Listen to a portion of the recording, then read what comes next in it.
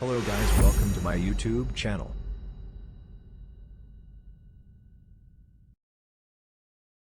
अस्सलाम वालेकुम नाज़रीन, आप देख रहे हैं YouTube channel Javed Sheikh official.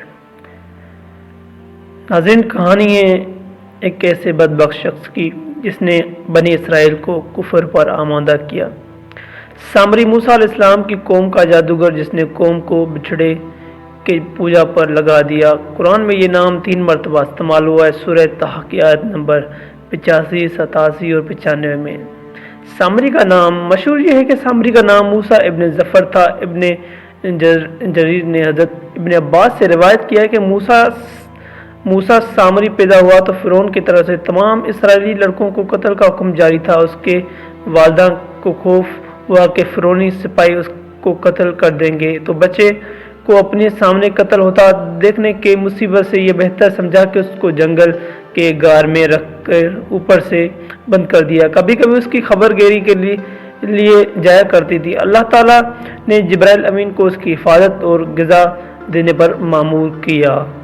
तो जिब्राइल अमीन वो अपनी एक उंगली पर शहद, एक पर मक्खन और एक पर दूध लाते और उस बच्चे को चटा देते थे, यहाँ तक ये गार में ही पल कर बड़ा हो गया। और उसका अंजाम ये हुआ कि कुफर में मुब्तला हुआ और बनी इसराइल को मुब्तला किया, फिर खैर इलाही में गिरफ्तार हुआ।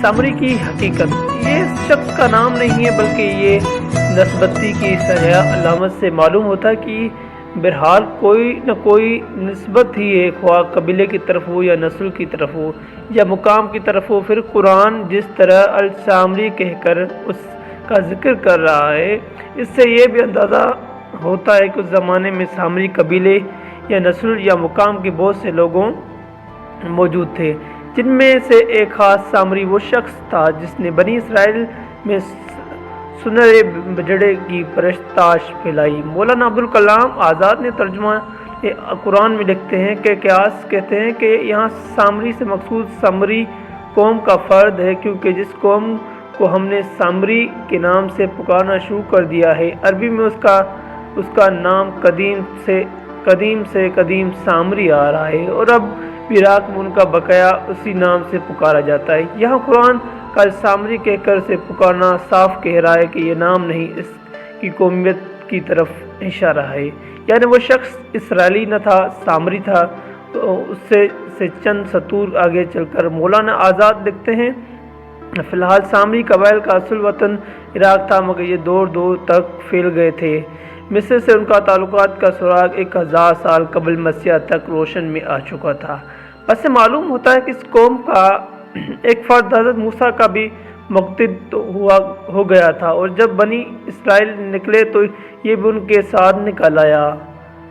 इसी को कुरान करीम ने अल सामरी के अल्फाज से याद किया है। मौलाना अब्दुल माजिद दरियाबादी की तहकीक पे ये बुक्स जदीद महक़ीन का ख्याल है कि कदीम मिस्री ज़बान में सामर कहते हैं परदेसी गैर मुल्की बैरूनी को। सामरी से मुराद कोई शख्स जो गैर इसराइली था और मिस्र से इसराइल के साथ हो गया था।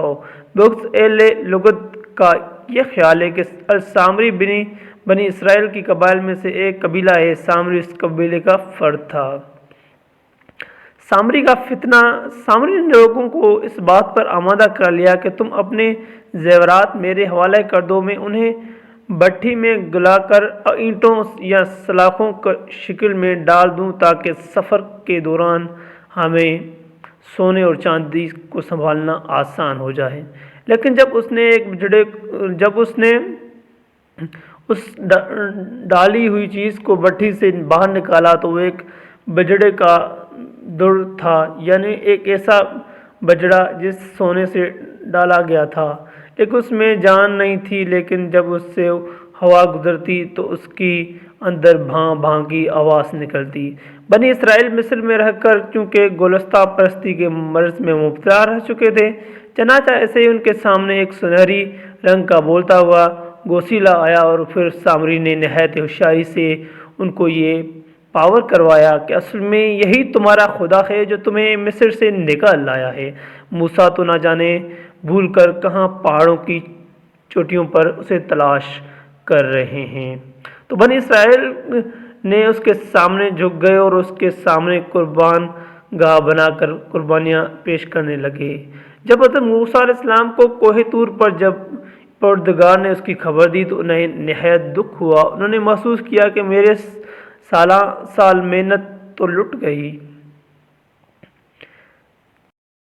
اسی واقعے کے حوالہ جات ان کتابوں سے دیے گئے ہیں۔ تفسیر المعروف القرآن مفتی محمد شفیع، سورہ طہ آیت نمبر 85، ترجمان قرآن جلد نمبر 2، 464 465۔ تفسیر ماجدی سورہ طہ، تفسیر روح القرآن ڈاکٹر محمد اسلم صدیقی، سورہ طہ آیت